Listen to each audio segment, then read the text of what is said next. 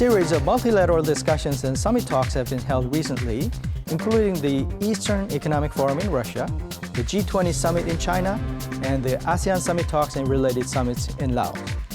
On today's Upfront, we discuss the possible impact of the multilateral dialogues on the global society, as well as the expected role of Korea.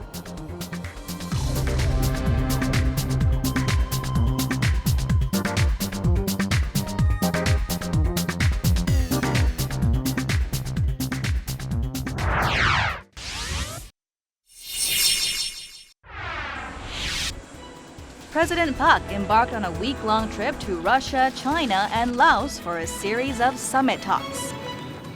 The president traveled first to Vladivostok, Russia, to attend the second Eastern Economic Forum.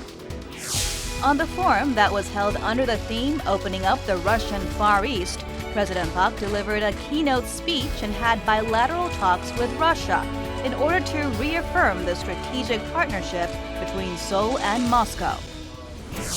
After the visit to Russia, the president also attended the G20 summit in China, as well as the ASEAN summits in Laos. Leaders of countries have met with each other through a series of multilateral as well as bilateral talks.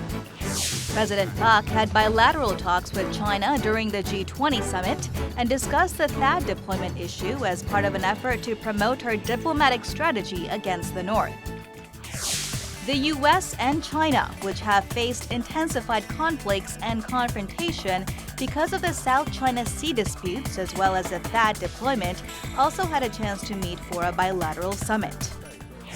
President Park has galvanized efforts for multilateral diplomacy on a global stage by having a series of summit talks, including the ASEAN summits in Laos. The 18th Korean ASEAN Summit, the 19th ASEAN Plus 3 Summit, and the 11th East Asia Summit have been held in Laos. And during the summit talks, Korea and other participating countries have discussed ways to strengthen cooperation with the ASEAN countries. Multilateral dialogues among the world's leaders have grabbed the attention of the global society. And Upfront discusses the outlook for the global dynamics by taking an in-depth look at the multilateral as well as the bilateral summit talks.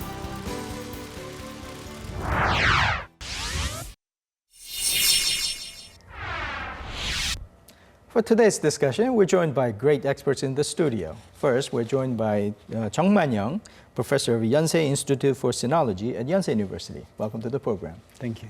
And also we're joined by a friend of the program, Tae-woo, Research Professor, Institute of Sustainable Development at Korea University. Thank you for inviting me today. Let's start with kind of an overall comment of this trip. Certainly, President Park had a very busy schedule, visiting 3 countries, 3 different substantial events, and many summit talks. What stands out as a most important summits, or you can just give us an overall comment?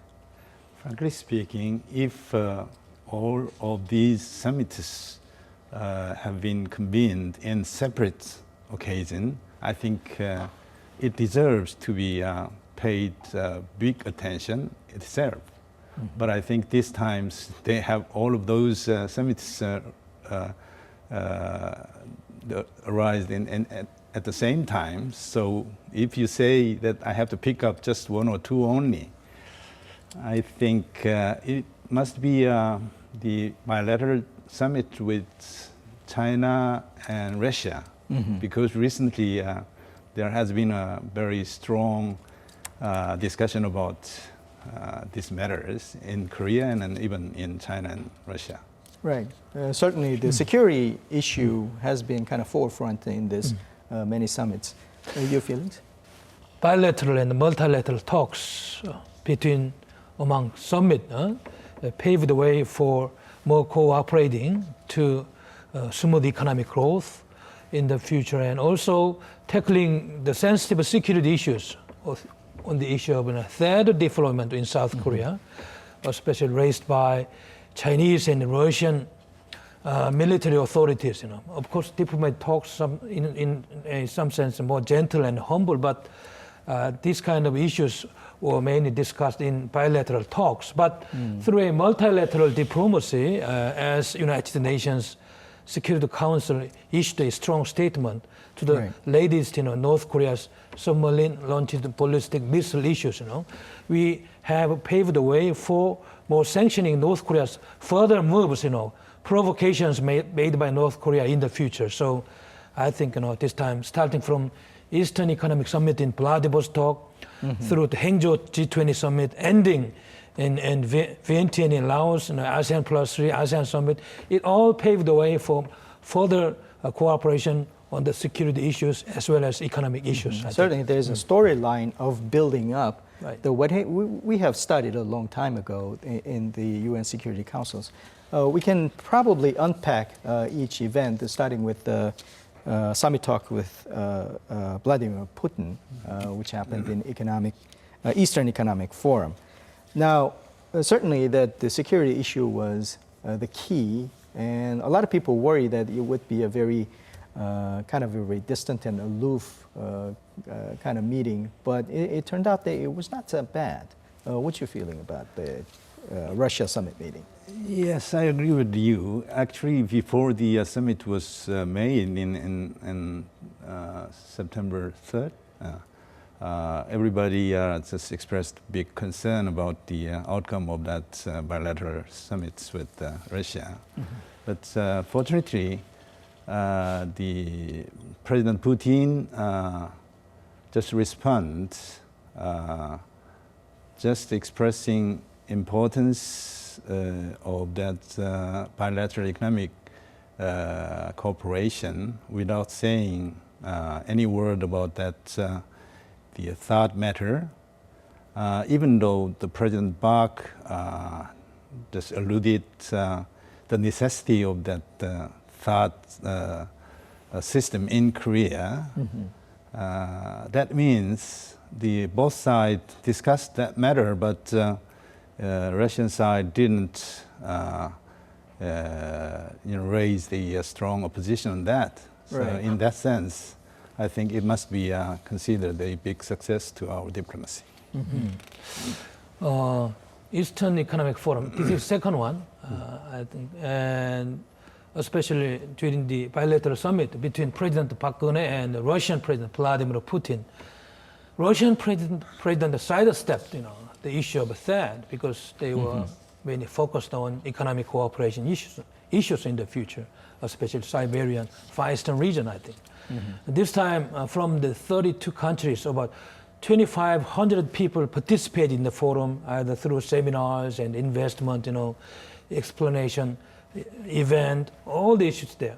And though it was mainly focused on economic issues, North Korean issues were, informally, talked behind the scenes. And this time, it is true that our president explained with a reasonable, I think, analysis that third deployment is an issue of life and death matter to South Koreans and something like that, and also a conditional deployment, something like that, informally to President Putin, and he accepted it, and he did not raise the issue in such a very aggressive manner. And I think this is a small success of our diplomacy this time. In a way, Russia was a host of that program. That's right. Event, so it would be awkward to raise some controversial issues in that setting, which is mostly economic issues. Right. So in that sense, there could be a different interpretation as to why that didn't become a big issue, but certainly there's a plausible explanation that Russia, the rationale of Korea has, because it's a so immediate matter, as opposed to Russia having some distance from us, probably will hold. Do you think that's the extent of it? Oh yes, everybody is just saying about that thought matters in this summit, but actually this occasion itself is just centered on that economic cooperation matters, and also that economic cooperation is very much important to Korea too, because the Far Eastern Russian territory is almost vacant. And there are a lot of possibility for us to develop our cooperation with them economically, and not only in economically, in some other sense, politically too. Right. So in that sense, I think the Eastern Economic Forum itself is very much important. And I think this time we can get a lot of outcome of that economic cooperation, including 24 MOU. Among them, I think the most important was that the both sides agreed to begin governmental-based negotiation, governmental-based discussion for the FTA between Korea and Russia with EAEU. That EAEU is very big economic entities, including that 180 million population and 1.6 or 7 trillion US dollars. Right, right.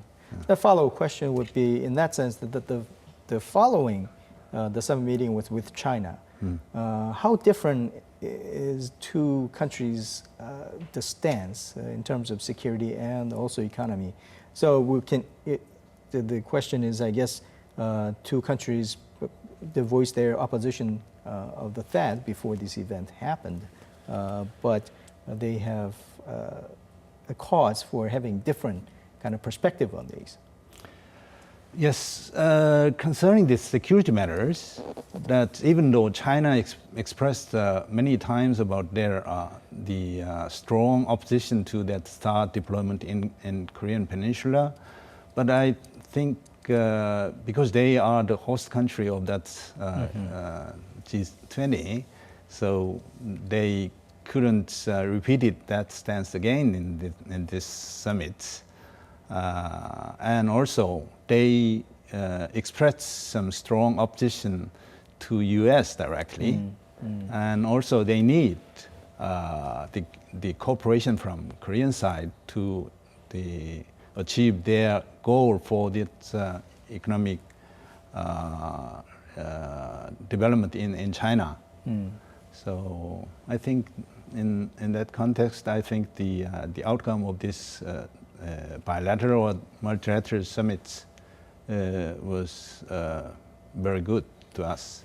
I see. The major theme of the G20 summit was toward an innovative, invigorated, and interconnected, inclusive world economy, something like that.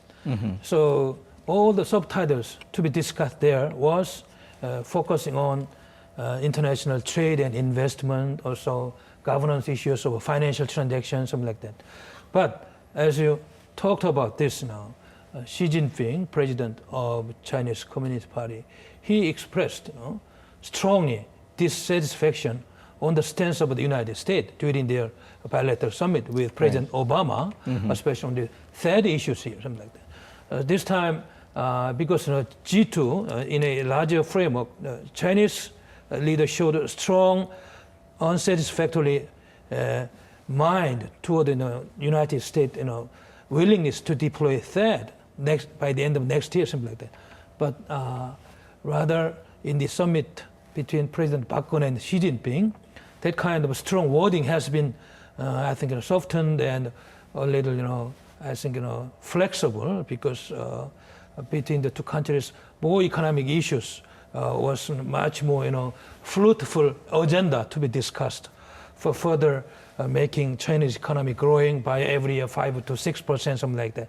So even the third issue has been a certain sensitive issue to be discussed under the table, but officially in my joint press statement, something like that, we were mainly focusing on economic issues. That was one of the features, I think. I see.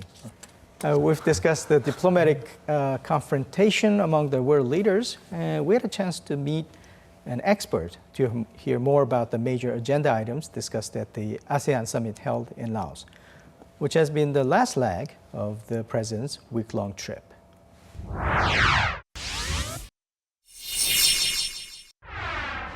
In the framework of ASEAN Plus 3, we have South Korea, Japan, China, and 10 ASEAN countries. In the eyes of ASEAN countries, China and Japan are too big, so it's very hard for them to deal with this big country.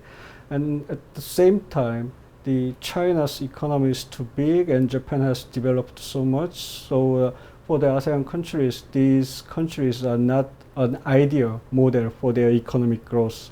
Compared to that, South Korea is as big as ASEAN countries, 10 ASEAN countries combined. So it's for the ASEAN countries, South Korea is a better partners for genuine cooperation on equal basis. And at the same time, South Korea, given the economic size and country size, South Korea is an ideal model for economic growth for many of Southeast Asian countries. In that sense, South Korea has some kind of merit for the eyes of ASEAN countries.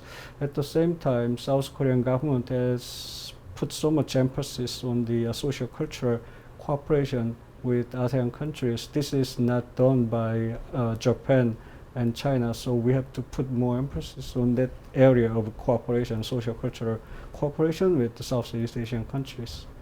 Many of ASEAN countries are squeezed between superpowers, China and the US, and South Korea is facing pretty much the same pressure from the superpowers, China and the US. So in that regards, there are points for South Korea and ASEAN countries put their hands together to deal with this strategic pressure coming from the superpowers. South Korean government is emphasizing our middle power diplomacy so much, and the ASEAN countries are ideal target for South Korea's middle power diplomacy. By definition, the middle power diplomacy is to providing regional common good. In that regards, Korea's ODA to Southeast Asian countries, Korea's cooperation in the field of non-traditional and human security with the ASEAN countries, they are a very good item for South Korean middle power diplomacy.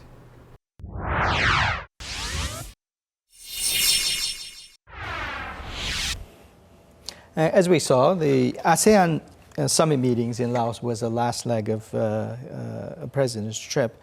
Now, this is probably more meaningful because President Obama participates in that meeting, and of course, the presidency election is coming in the U.S. So this is kind of a last chance for the President Park and Obama get together.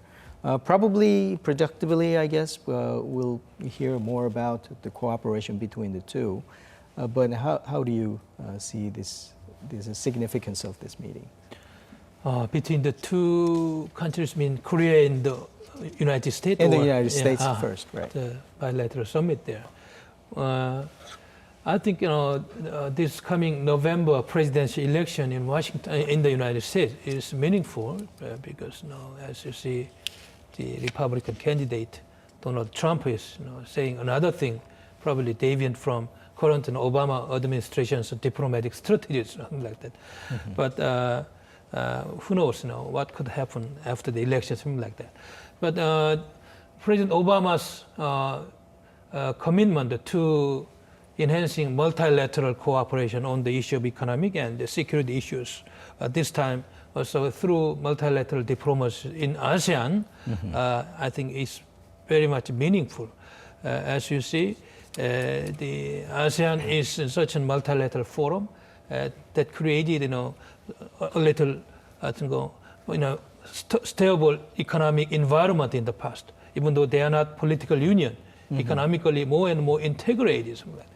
So ASEAN +3 summit, the East Asian summit, subsequent summit was a very much meaningful event. Again, cementing the international trend that all the countries must be more open-minded and also to more liberalize, deregulate all the trade barriers so that we could create more economic growth in the future. But limiting also to bilateral summit between President Park Geun-hye and Obama. This time, because South Korea and the United States is strongly committed to security issues on the Northeast Asian region this time, including the Japan trilateral security frameworks there. So I think economically, all the institutionalized I think exchanges, programs, and I think no problem between the United States and South Korea. But on the issue of securities, because China is intervening as Korea-U.S. alliance is going on another transformative eras. I think we need to talk more about this. And this time on the deployment of that, as our President Park Geun-hye explained reasonably, even seeking some understanding from President Obama that conditional deployment, something like that, it was going smoothly, I think. So I think Obama and Park Geun-hye was talking in a more stable, more peaceful, more flexible approaches on all the issues. Because this kind of Korea-U.S. alliance framework could cover almost all the areas, expanding in the future, cultural areas more and more, because our political philosophy of liberalism and something like that, Korea is such a strong partner to the United States, and the United States is such a good partner for South Korea in the future. Right. So this bilateral summit was meaningful. Again, checking and enhancing our two positions. Right. Certainly, there is an alignment, not only the economic matters, but the politically as well. Probably that'll continue. I'm curious as to ASEAN. As you mentioned, this is a very significant stage of not only for Korea, but in the past, the U.S. Their pivot to Asia policy and China's intention to wield more influence over the neighboring countries. That has been a kind of clashing ground there. This time around, because of the South China Sea and East China Sea issues, probably there would be some charm offensives, wouldn't you say, from China to have as many countries in their side and also try to kind of have a kind of balancing impact against the U.S.'s advancement. What's your take on that? Yes, the importance of the ASEAN countries, not only as the group of ASEAN, but also each ASEAN countries, is getting more and more important to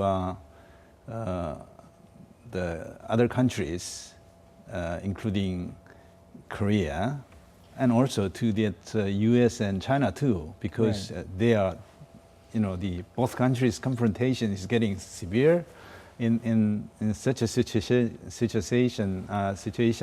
the both countries are trying to get support from each countries of ASEAN members, and ASEAN has a very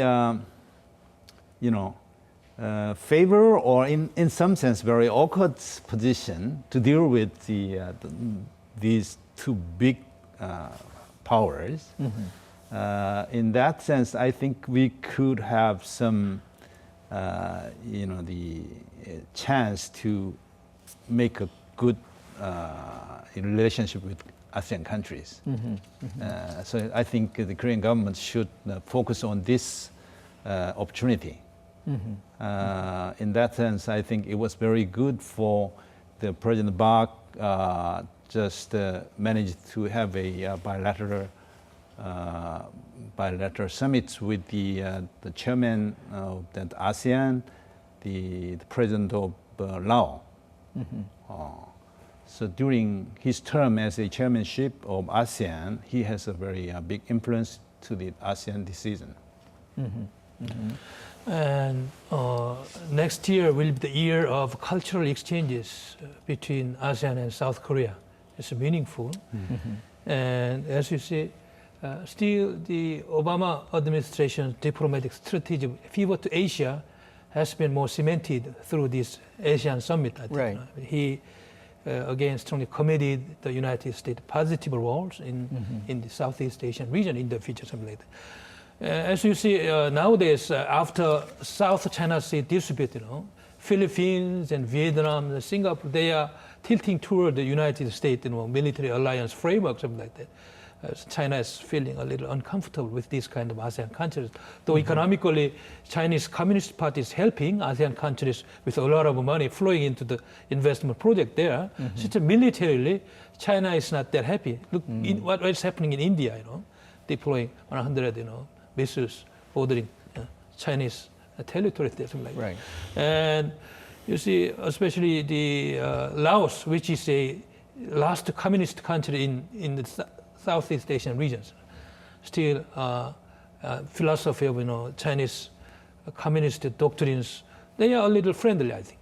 But you see, back in the 1960s, during the Vietnam War, about 2 million tons of bombing was done into the territories of Laos at that time, antagonism since that time. But nowadays, since State Secretary Hillary Clinton visited Laos about 6 years or something like that, they were showing a little change of stances toward the United States, because they also need big cooperation from Washington for their economic development, as well as seeking investment from China. So this time, ASEAN summit held in Laos was meaningful in that the last communist country in ASEAN region is tilting toward more market economy-oriented countries with more positive approaches, I think. Yeah, in that sense, with the security issues and also with the economic issues, there seems to be a little bit of a shift in that the ASEAN countries are seeking more economic development rather than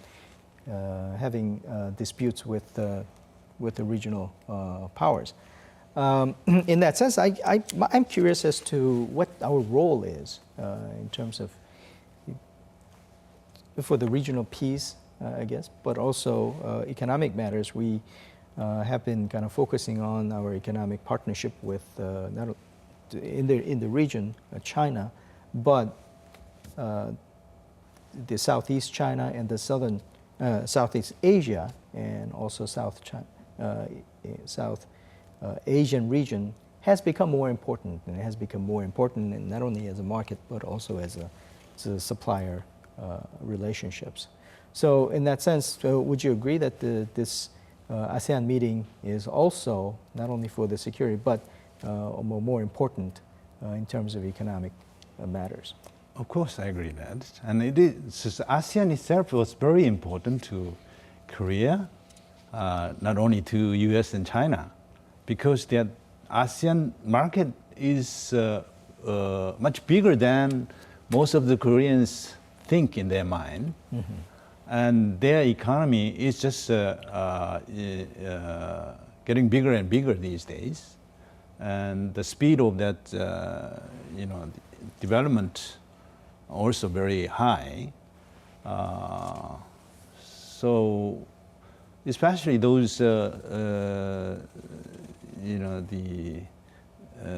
CLMV countries, including Laos, Right. was our very new the markets for Korean companies, and many Korean companies succeeded successfully to joined in the developments in their countries. In that sense, I think all those ASEAN countries are very very important to Korea, even in perspective of their economy. I see. Let's talk about another summit that's very important with Japan.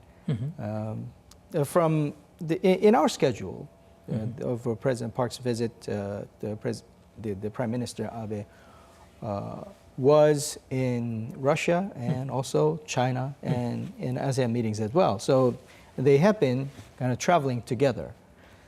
And I guess the prospect is that our relationship with Japan has not been really very in amicable terms, and probably we're seeking to get some resolution or have a better relationship going forward. Do you think that this kind of series of events, participating together and meeting together, has contributed to a better relationship going forward? There are some issues which are past-oriented, like Dokdo Island issues and the comfort women issues, something like that. But there are also some issues that are future-oriented. which means that actually Japan and South Korea is such a partnership country that further cooperation needed to be developed in the future. And this time, I think Japan and South Korea showed a strong cooperative stance on the issue of third deployment. Japan also understood and they assisted. Also on the issue of South China Sea territorial dispute there, Japan strongly sent a strong message that the Chinese Communist Party must respect the result of the international arbitral judgment, something like that.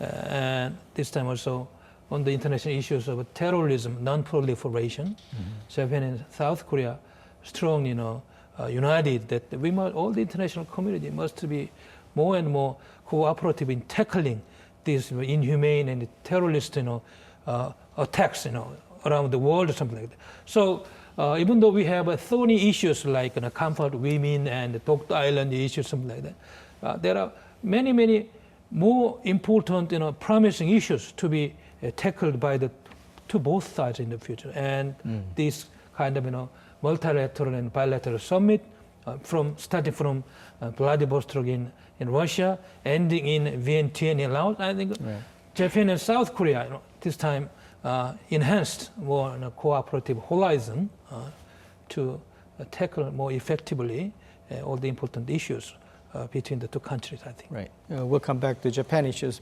But let's take a look at short video footage about the president's week-long trip before we move on.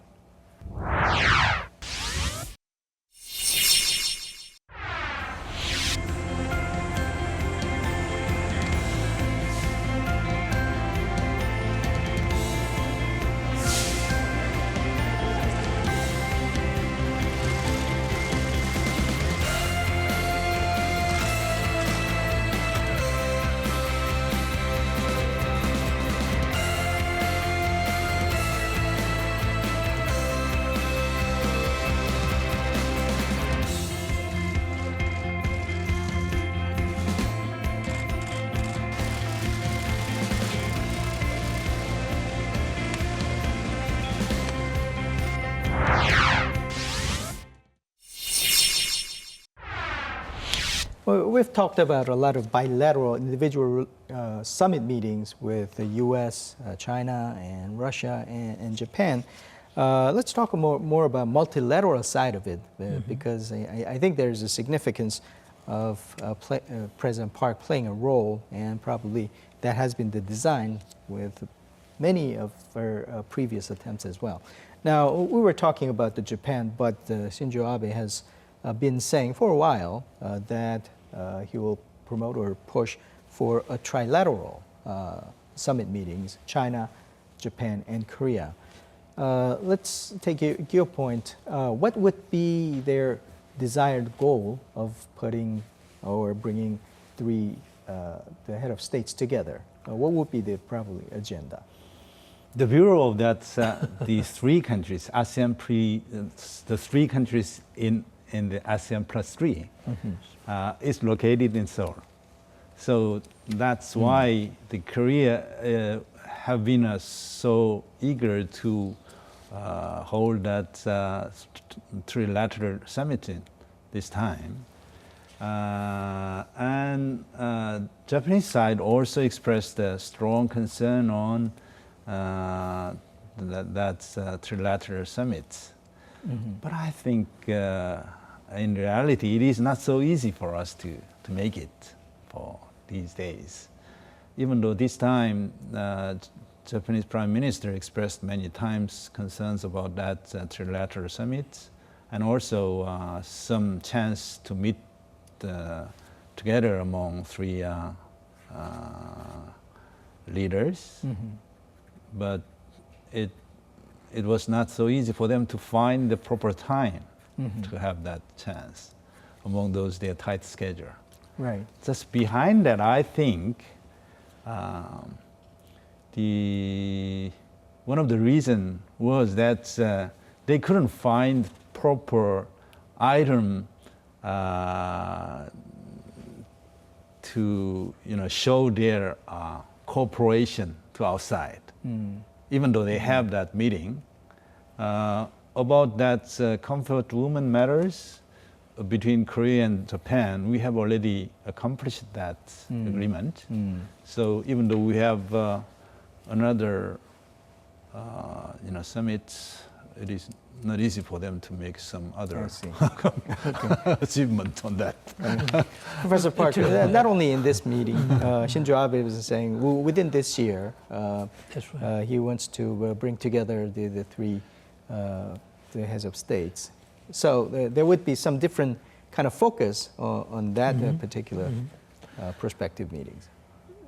Japan is the host of trilateral summit this year, probably, and Shinzo Abe expressed several times through diplomatic channels that Japan is willing to host within this year trilateral summit of China, Korea, and Japan. Many issues there. Probably one of the issues to be tackled out of a trilateral summit is also how to dismantle North Korean nuclear weapons and not to go to the fifth nuclear test, not to launch further missile tests in the future, something like that. But I think we do have much more important agendas in the future to be discussed there, something like that. We have to move more future-oriented direction, something like that. We should go to a Northeast Asian economic community, something like that, on the condition that North Korean questions will be eliminated and they will be settled down in such a sound manner in the future, something like that. So if China is actively participating in this kind of economic integration process, possibly into a model of ASEAN, into an economic community, something like that, because you are talking about Siberian development project, this kind of a trilateral summit will be more positive, in inducing international community attentions, and probably our government create more, energies, more dynamics to settle the North Korean nuclear issues, because all these kind of agendas will be future-oriented, and naturally security issues will be smoothly tackled, in the ongoing process. So I think our government needs to raise the issue of Northeast ASEAN economic communities, in the future. But one of the things I think, other than the economic issues, one thing they could possibly agree on is how to deal with, or the severity of the situation that the North Korea poses. I mean, throughout this leg of meetings, but also in the future, probably North Korea is not helping the cause of getting the countries together for a collaborated front. In fact, because of the provocations, North Korea probably, if it was their intention, was succeeded in kind of weakening the collaborative alliances that Korea and other countries formed. First of all, do you think that this series of meetings have kind of helped rebuilding that alliance that we forged together? As you see, North Korean regime has been estimated as the worst regime in terms of human rights violations, and also there's such an isolated regime in the world, ever worst, I think. And China, according to my informal friends talks from China, that China has persuaded North Korean leaders to go to open door economy, like China has been going on since 1978, Deng Xiaoping initiated like that. But North Korea has not listened to the advice. The only reason being that if North Korea walked on the line of openness, the regime will be collapsing. They cannot sustain their dictatorships of family kingdoms. As you see, North Korea is not a normal communist country, normal socialist country. This is a kind of parochial totalitarian regime, something like that. It's quite peculiar regime in the world. So China's also agony in dealing with North Korean issues lies in the fact that North Koreans are not listening to the advices from Peking nowadays. But when North Korea needs Chinese help, like sanctioning from the United Nations Security Council, also seeking some advice from Russia, they are helping them into a small, I think, criteria that the international community could understand, that because they were allies of North Korea in the past. But as we talked about in the future talks regarding the further cooperation in Northeast Asian region, including North Korea. I think China, South Korea, Japan's trilateral stances, common stances against North Korea must be more strengthened, because we have to solve the issue of nuclear development programs, and also we have to solve the issue of North Korean human rights violations. They're always too much severe there. All the 23 million people are suffering nowadays, except only 1 or 2 million and the loyal family members and the Communist Party cadres, something like that. Right. So I think these kind of talks among summit of 3 countries will be helping to create this kind of atmosphere in the future. I see. Enlarging the scope, the North Korea has been quite busy recently in their provocations in July and August, kind of culminating in their testing the missiles from the submarines. So in response, it was last August 26, 50 members of the UN Security Council adopted a joint statement that condemns North Korea's attempt. Now, what was interesting was the response or the actions of China. China was a little bit kind of lukewarm about the joining in the sanctions, but China was particularly eager and a willing participant in that sanction. So why do you think that China has stepped up in the cooperation? Some speculations about was that, well, they're having a G20 summit meeting, so they want to put their favorable face in front of the global community. But would that be a sufficient explanation for that? After the Korean U.S. that announced that the deployment of that THAAD, Chinese side was very furious about that, and they just responded,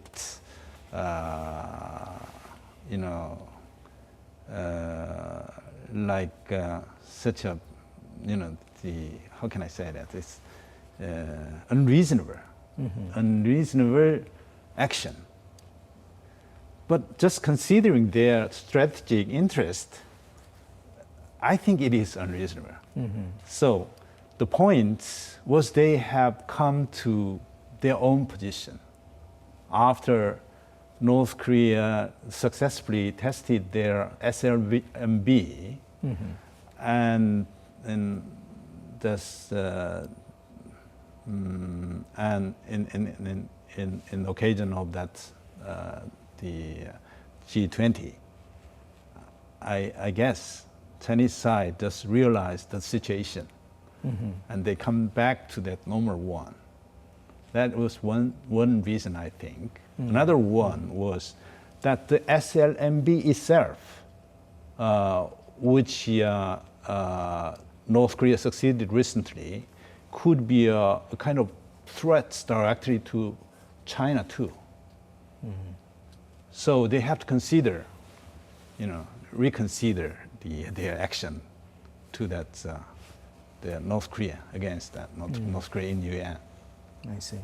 Professor Park, you mentioned that the part of the guilt or the blame should be placed on China, escalating the situation which necessitated or which resulted in that deployment. So in that sense, do you think that this time around, China has realized that they have to be a really willing partner in the sanctions? Is that genuine, I guess? That's right. In the short-term prospect, calculating the Chinese national interest in the short term, probably criticizing our government on the deployment there could be serving the interest. But if Chinese leaders analyzed the general interest, long-term interest of their countries, probably into the future of 22nd century, something like that, continuing to keep North Korea as a small brother in their right arms and helping them in the international community, it will not guarantee more interest in the future, something like that. So I think international community's effort to sanction North Korea, not to launch more missiles and not to go to the nuclear test further, this is a general interest that Chinese Communist Party in the future direction. For example, I think our government, I think, in the future must persuade the Chinese Communist Party that even the unification of two Koreas in the future, I don't know, under the banner of South Korea or neutralized unification, but anyway, the unification of two Koreas will be helping more Chinese national interest, because if two Koreas are unified, Chinese economy will be growing by seeking a lot of investment from unified Korea into the Manchurian, also in the eastern part of Chinese territory, something like that. So I think those Chinese leaders looking into the future interest, more long-term interest, they are trying to adjust short-term interest and long-term interest. So this time they changed their attitude to join in sanctioning effort of United Nations Security Council. But on the small interest, military interest of a third, still Chinese Communist Party is confronting American military strategy. So we're dealing with several issues at the same time, but there is a long-term interest and short-term interest in that sense.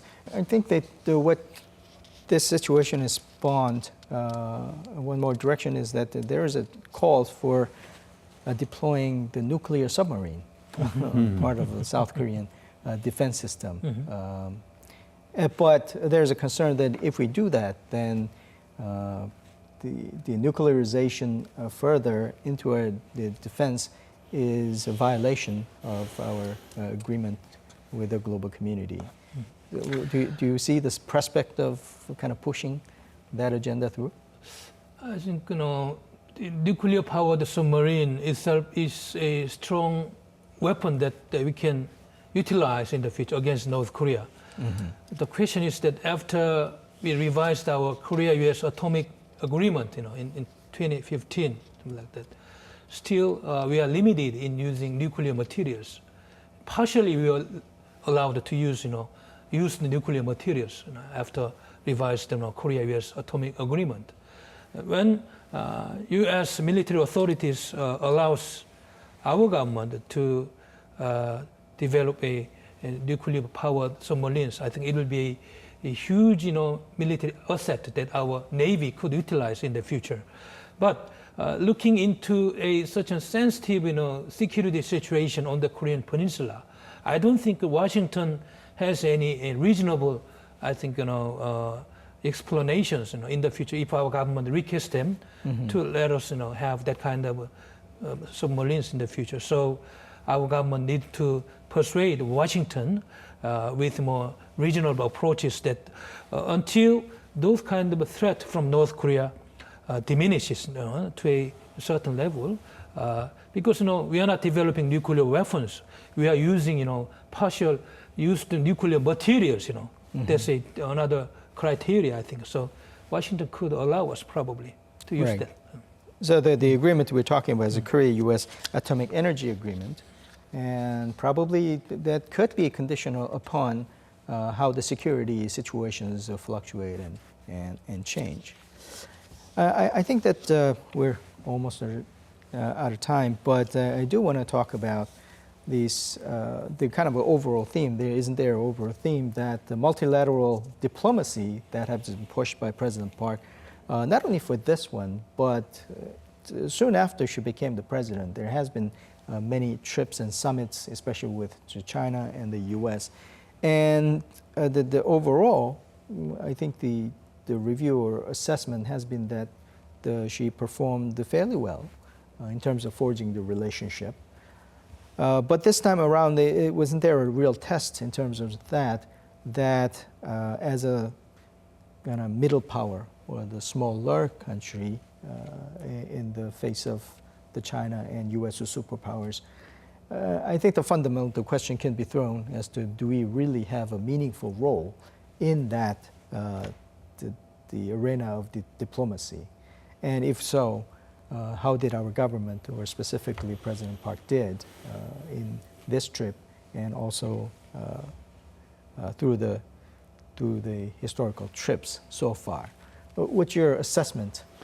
According to the Korean role, that in the situation of that confrontation between China and the U.S. and China, I think we can do a very positive role, and we have to do so, because both countries very much important for us, not only in economic perspective and from the security perspective.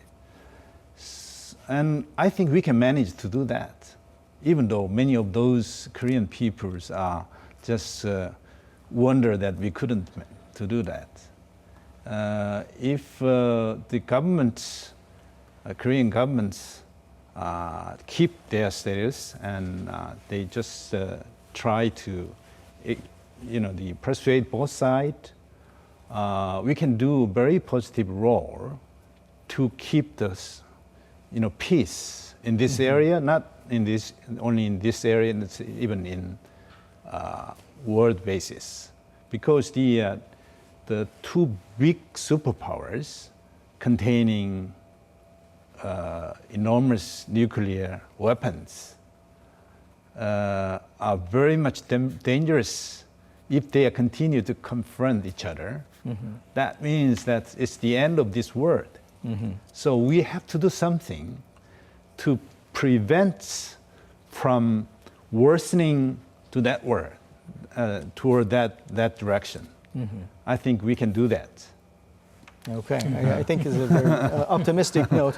I guess you have the last word, and I would ask you for your view and if you have any advices for the government at this point. That's right. Economically, South Korea is the 10th largest volume in the world. Such a miracle that every country has respected that South Korea has achieved.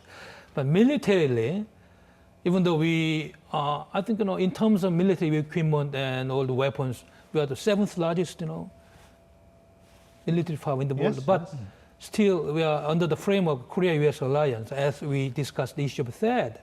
So, how to play more constructively the role of peacemaker in the future? Because the South Korean Peninsula is such a most dangerous country in the world of war-breaking possibility, something like that. So, based on Korea-US military alliance, we have to enhance military cooperation with China in the future, because otherwise we cannot tackle the issue of North Korea more effectively.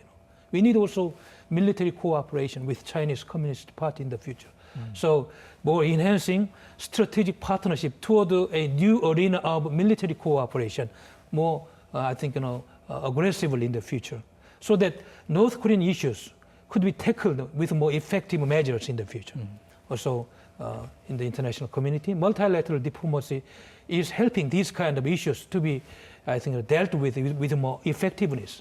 So Park Geun-hye government has been successful to a certain degree in this kind of achievement. But what is more important is future roles that South Korean society faces, I think. So we will be more united, in saying something diplomatically on the issue of THAAD, on something like that. Also making our economy more, soundly developed, to create a welfare society. All these kind of factors combined, we will have an advanced society. This is my word, I think. I see. On that note, we'll have to conclude our discussion. Thank you for your insights. President Park's recent trip had to negotiate a complex and narrow terrain in the security and diplomatic map in the region. What is interesting is to see how middle powers such as Korea should position itself for its security and for the regional peace. Thank you for watching. I'll see you next time.